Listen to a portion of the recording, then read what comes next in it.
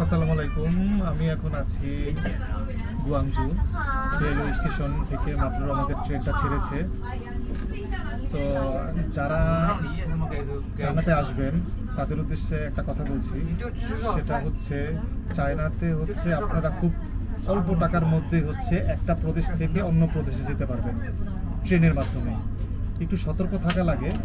তো আমরা এখন গুয়াংজু থেকে সাংহাই যাচ্ছি ট্রেনে।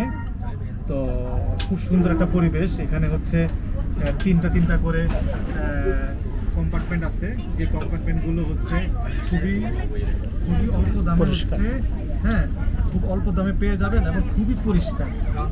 খাবারও পাওয়া যায়, খাবার চলে আসছে। খাবার এই দেখেন আমাদের খাবার চলে আসছে।